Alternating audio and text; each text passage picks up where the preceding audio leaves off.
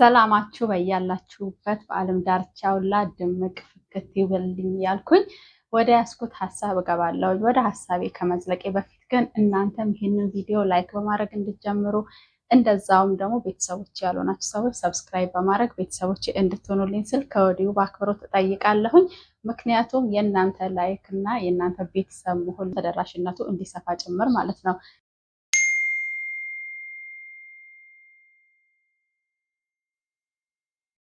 ዛሬ ላወራበት የፈለኩት ስለ ህይወት ፍትሃዊነት ነው። ህይወት ፍትህ የላትም፣ ህይወት ፍትህ አልባ ናት እንላለን በብዙ ነገሮች እና በብዙ ሁኔታዎች ሌሎች ላይ በምናያቸው እኛ ላይ በሚደርሰው በሚገጥመን፣ በተለይ በዚህ ዘመን ደግሞ ሀገራችን ላይ ዓለማችን ላይ በሚሆኑ እጅግ በጣም በሚያሳዝኑ ድርጊቶች እና ሁኔታዎች የተነሳ ህይወት ፍትህ አልባ ናት እንላለን።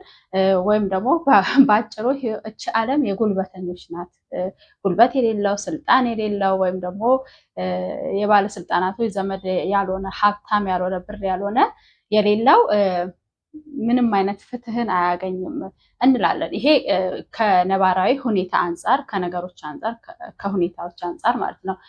አልፎም ተርፎም በግል ህይወታችን ደግሞ እኛ በምናስተናግደው በሚደርሱብን ፈተናዎች፣ ልክ አልበኝነት፣ ግፍ፣ ያልተመጣጠኑ ሁኔታዎችን ተነስተን እንደዛው ህይወታችን ውስጥ ምንም ፍትህ የለም፣ ህይወት ፍትህ አልባ ናት እንላለን በሚደርሱብን ሁኔታዎች ተነስተንም ማለት ነው። እና እኛ ላይ በሚሆን ብቻ ሳይሆን ሌሎች ላይ በሚደረጉ ድርጊቶችም ህይወታቸው ውስጥ በሚሆነው ማለት እጅግ በጣም እየለፋን እየደከምን እየጣርን እየጋርን ነገሮች ጠብ አልላችሁ ሲለን እንደውም አንዳንድ ሁኔታዎች ከድጡ ወደ ማጡ አይነት ስሜትን ሲሰጡንና እዛ ውስጥ ስንገኝ ህይወትማ ምንም ፍትህ የላትም፣ ህይወት ፍትህ አልባ ናት፣ ፍትህ ከወዴት ነው ያለው እንላለን።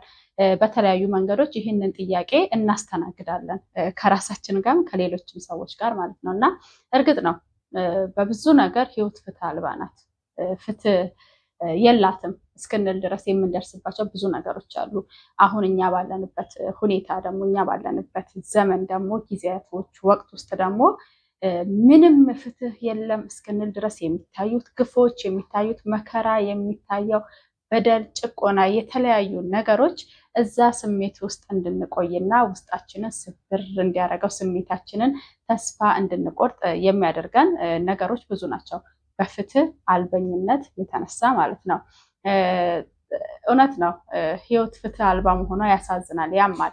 ታዲያ ግን ህይወት ፍትህ አልባ ናት ብለን እጃችንን አጣጥፈን ቁጭ ብለን የምናየው ነገር አይደለም እና ብዙ ነገሮች ለእኛ ባይሆኑልን ባይሳኩልን እንኳን ለሌሎች ሰዎች ያ ነገር እንዲቀል ያ ነገር እንዲመጣ የምንታገል የምንሰራ ልንሆን ይገባል። እና ዓለማችን ላይ የመጡ እጅግ በጣም ከባባድ ለውጦች ብዙ ለውጦች የሚባሉት ከተገፉት ከተበደሉት ወገኖች ነው እና በአንድ ሰው አይሆኑም የሚባሉ ትላልቅ ድርጊቶች ሳይቀሩ ተከስተው ተከናውነው አይተናል።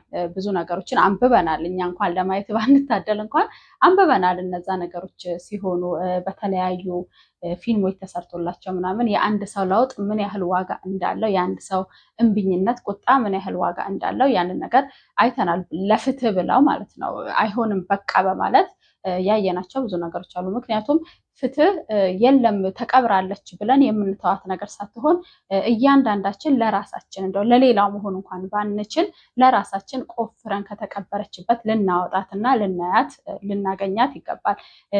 አንዳንድ ነገሮች ደግሞ በተፈጥሮ ሰው በመሆናችን በህይወታችን ውስጥ ደግሞ እነዛ ነገሮች ሲከሰቱ ህይወት ፍትሃዊ አይደለችም ስንል የልፋታችንን ማግኘት ሲያቅተን ብዙ መከራ በደሎች ሲደርሱብን ደክሞን ጥረን ግረን እንኳን ጠብ የማይል ነገሮች እንኳን ሲሆኑብን ቢያንስ ለሌሎች ለእኛ እንኳን መሆን ባንችል ለሌሎች የሆነ ማቅለያ መንገዶችን ለወደፊቱ ልንፈልግላቸው ተገቢ ስለሆነ ማለት ነው እና ህይወት ፍትህ አልበኝነቷ ቢገዝፍ እንኳን ያንን ፍትህ የምናገኘው ግን ከሩቅ በመማተር ብቻ ሳይሆን ከራሳችን ነው። አንዳንዴ በተቋም ውስጥ ብቻ ያለ ይመስለናል። አንዳንዴ ዓለም ላይ የሆኑ እርግጥ ነው ቀደም ብዬ እንዳልኩትም ዓለም የጉልበተኞች ናት። ግን እስቲ ዙሪያችሁን የምትሰሙትን ዜና ምናምን ማንም ሰው ፍትህ ስለሌለ ፍትህ አልበኝነት ስለሆነ ቁጭ አይልም። የሰው ልጅ በተፈጥሮ ፍትህን ፈላጊ ነው። ብንነፍጋው እንኳን ዝም ቢለን እንኳን ውስጡ ግን እየሰራ ይሄዳል እና ዝምታው የሆነ ቀን ላይ ይፈነዳል። ከጎረቤቶቻችሁ ጋር ይሁን ከጓደኞቻችሁ ጋር በተለያዩ በምትሰሩበት ስራ ቦታ ላይ ምናምን እየተደጋገመ መብታችሁ የሚረገጥ ከሆነ የእናንተ ነገር ተመልካች ሲያጣ፣ ሰሚ ሲያጣ፣ አድማጭ ሲያጣ የሆነ ሰዓት ሰውነንና መደመጥ መታየት እንፈልጋለን። በአንድም በሌላም መንገድ ያንን ልናስከብር እንጥራለን። በጉልበታችንም ይሁን በህግም ይሁን በመናገርም ይሁን በማልቀስም ይሁን በተለያዩ መንገዶች የራሳችንን ፍትህ እንፈልጋለን እና ፍትህ ዝም ብሎ የሚገኝ አይደለም ለማለት እፈልጋለሁኝ። ፍትህና ነፃነት ዝም ብሎ አይመጣም።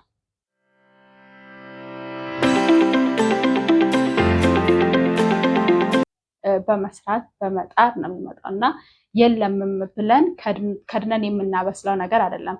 የዚህ ጉዳይማ ተከድኖ ይብሰል ፍትህ የለም ብለን እንትን አንልም። እንደዛ ቢሆን ዓለማችን ላይ የመጡ ታላላቅ ለውጦች ባልተገኙ ነበረ።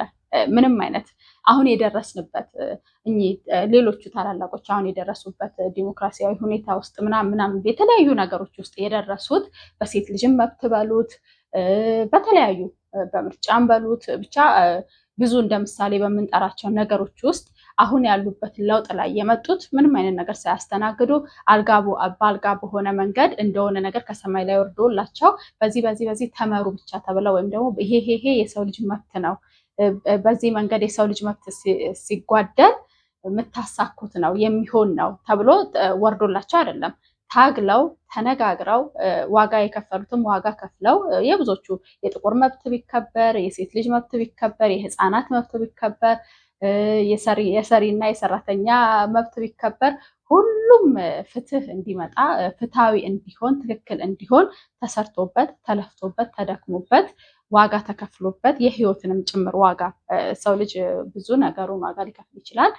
ህይወቱንም ግን ለነፃነቱና ለፍትህ ሲል ይከፍላል እና እሱ ትልቁ የመጨረሻው ክፍያ ነው። ህይወትን መክፈል፣ ስሜትን መክፈል፣ ማልቀስ አለ፣ መበሳጨት አለ፣ መናደድ አለ፣ ጨጓራ ማሳመም፣ መላጥ፣ መጨነቅ፣ መብሰልሰል እነዛ ነገሮች ሁሉ እንዳሉ ሆነው ግን አንድ ያለውን ህይወት ሳይቀር ዋጋ እስከ መክፈል ድረስ ለዚህ ፍትህና ነፃነት ለሚባለው ነገር የሰው ልጅ ዋጋ ይከፍላል እና እንዳልኩትም እኛ አሁን ያለንበት ነገር ዓለማችን ላይ የሚያቆለጨልጩን ከሩቅ ሆነው ታድለው የምንላቸው ነገሮች እያንዳንዱ ነገሮች እኔ በሴትነቴ ለምሳሌ በወስደው በሴትነቴ በጣም መብታቸው የተከበሩ ሀገራትን ከኛ በተሻለ መደፈር፣ የሴት ልጅ ጥቃት፣ ጠለፋ ምናምን የመሳሰሉ ጎጂ ባህላት የሌሉበትን ሀገር ሳይ ታድለው እላለሁ፣ እቀናለሁ። ዝም ብሎ የመጣ አይደለም። እነሱ ጋር ቢሆን ታግለው ብዙ ነገሮችን አልፈው ያመጡት ነገር ነው እና ለመብቷ ሴት ልጅ ስትነሳ ለፍትህ ስትቆረቆር እንኳን የተለያዩ ስያሜዎች የሚሰጠን ማህበረሰብ ውስጥ ነው ያለ ነው አሁን ላይ ማለት ነው። ሴት ልጅ እንደዚህ፣ ሴት ልጅ እንደዛ፣ እንዲህ መሆን አለበት መብቷ እንደዛ፣ የተለያዩ ወንድ ጠል መጥራት የማልፈልጋቸውን ሌላ ነገሮች እስከ መባል ደረጃ ይደረሳል። እንደዛውም ደግሞ እንደ ዜግነት ደግሞ እንደ አንድ ዜጋ ደግሞ በሀገሬ ላይ የምቀናቸው ሌሎች ሀገራት የደረሱበት ስልጣኔ፣ የዲሞክራሲ የግለሰብ መብት አጠባበቅ፣ የመናገር መብት፣ የመጻፍ መብት፣ የተለያዩ ነገሮችን ሳይ ደግሞ እቀናለሁ እዛ ደረጃ በመድረሳቸው ማለት ነው። እነሱም ዝም ብለው እዛ ደረጃ ላይ አልደረሱም። የከፈሉትን ዋጋ ከፍለው ነው። ማንም ነፃነትን በነፃ ሊያገኘው ፈጽሞ አይችልም። ፍትህንም እንደዛው መጀመሪያ እንዲሰምርልን እንዲሳካልን ብዙ ዋጋዎችን ያስከፍለናል፣ ህይወትንም ጭምር ማለት ነው እና ሁሌም ከሰዎች የምንጠብቀው ነገር አይደለም፣ ወይም ደግሞ በማንጋጠጥ ብቻ የምንጠብቀው ነገር አይደለም። እንደ ሰውኛ እንደ ማንነታችን አንገታችንንም ደፍተን የምንኖርበት አይደለም። ወይ አበቃ እኮ የሚባልም ነገር አይደለም እና ትላልቅ ለውጦች የመጡት እንደነዚህ ከግለሰብ ደረጃ ተነስተው ነው።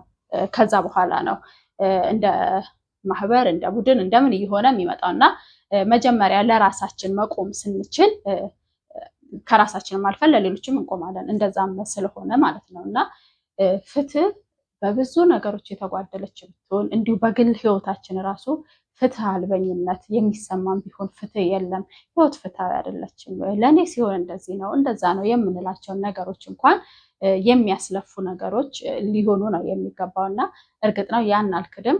የምናየው ነገር ሁሉ ተስፋ አስቆራጭ በሚመስለን ደረጃ በቃ እኮ ዝም ብለን እጃችንን አጣጥፈን አፋችንን ሸብበን ምናምን ነገር አይናችንንም ጨፍነን እንዳላየ ሆነን እንኖር የሚያሰኙ አይደሉም ለማለት ነው የምወደው። እና ፍትህ ቢጠፋም ፍትህ አልበኝነት ቢሰፍንም እጅግ በጣም ከባድ ጊዜያቶች ቢመስሉንም ነፃነት ግን በነፃ አይመጣም ለማለት እወዳለሁ።